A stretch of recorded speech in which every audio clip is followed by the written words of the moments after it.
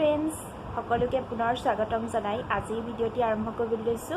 আৰু আজি ভিডিওটোত মই বনাম খাসী মাংস ৰেচিপি আৰু আপোনালোকক মোৰ ষ্টাইলত খুব সহজতে বনাই দেখুৱাম আপোনালোকে কেনেকুৱা পায় মোক কমেন্ট কৰি জনাবলৈ নাপাহৰিব আৰু শেষত ভিডিওটো যদি সাবস্ক্ৰাইব কৰা নাই তেনেহলে সাবস্ক্ৰাইব কৰিব এয়া আধা কেজি খাসী মাংস আৰু এইখিনি মই ভালদৰে ধুই ললো আৰু লগতে কাটি ললো আলু আৰু পিয়াজখিনি এয়া ব্যৱহাৰ কৰা পেকেট মছলাখিনি এতিয়া কেৰাহী পাতি ললো গৰম কৰিছো এয়া আগত কেৰাহীটোত মই দাইল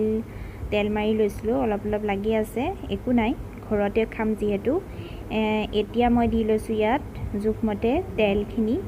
মিঠা তেল দিছো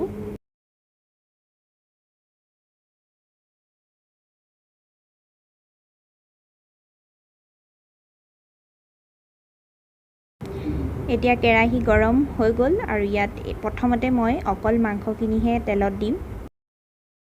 গোটেই মাংসখিনি এতিয়া মই তেলত লৰাই লৈছো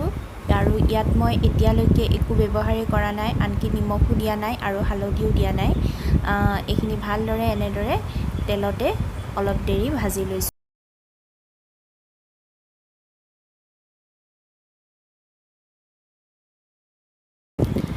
এতিয়া ইয়াত দিছো জোখমতে নিমখ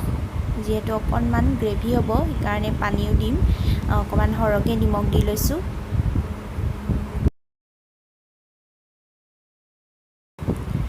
জোখমতে দিছো হালধি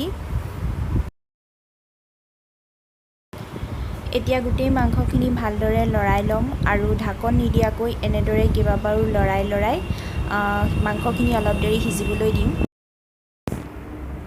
এইখিনি পিয়াজখিনি এনেকৈ দি ললো আৰু এয়া মাংসখিনিও ভালকৈ লৰাই লৈছো আৰু মাংসৰ পৰা তেল ওলাই গৈছে মাংস অলপ সিজিছে আৰু ইয়াতে এতিয়া পিয়াজখিনি দি আকৌ এবাৰ সিজিবলৈ দিম পিয়াজখিনিও সিজি নগলালৈকে লৰাই থাকিম মাংসখিনি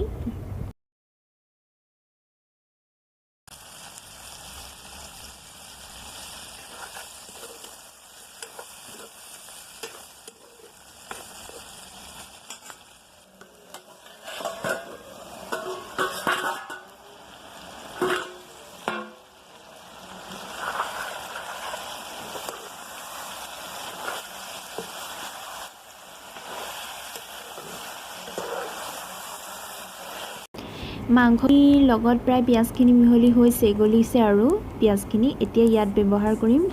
পেকেট মছলাখিনি আৰু পেকেট মছলাৰ এইখিনি প্ৰথম ইয়া জিৰা দিছো জিৰা অকণমান সৰহকৈ দিছো মাংসত আৰু মাংসত জিৰা অকণমান আচলতে সৰহকৈ দিলেহে সোৱাদ হয়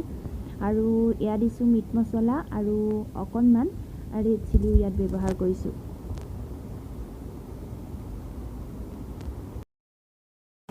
এতিয়া গোটেই মছলাখিনি গোটেই মাংসখিনিতে মিহলি হোৱাকৈ লৰাই লম আৰু এনেদৰে লৰাই পেলাই আৰু দুবাৰমান ঢাকন মাৰি এইখিনি ভালকৈ আকৌখিনি সিজাই লম মছলাখিনিও ভালদৰে মাংসৰ লগত মিহলাই ললো আৰু এতিয়া ইয়াত ব্যৱহাৰ কৰিছো আলুখিনিও এতিয়া সম্পূৰ্ণ সিজালৈকে মাংসখিনিও এনেকৈ ঢাকন মাৰি এবাৰ মাজে মাজে লৰাই থাকিম আৰু আলুটো অলপ সিজা যেন দেখিলেই ইয়াত অকণমান পানী ব্যৱহাৰ কৰিম যেহেতু এটো গ্ৰেভি বনাম এতিয়া জুইত বনাইছো যেহেতু অকণমান মাংসটো ইয়াতে ৰঙচুৱা নিচিনা হৈ গৈছে মানে প্ৰায় মাংসটো সিজিছেই কিন্তু ইয়াত এতিয়া ব্যৱহাৰ কৰিম মই পানী এইকেইদিন গৰমটো বহুত বেছিয়ে পৰিছে গতিকে বৰ বেছি মাংস খাই থকাটো বৰ ভাল নহয় কিন্তু আমি বৰ সদায় খাই থকা নাই আজি অৱশ্যে আনিলে এনেদৰে কম তেল আৰু কম মছলা দি এনেকৈ বনাবলৈ চেষ্টা কৰিলো আপোনালোকেও চাবচোন এয়া আদা দিলো অকণমান নহৰু পিচি পেলাই লগতে দি দিলো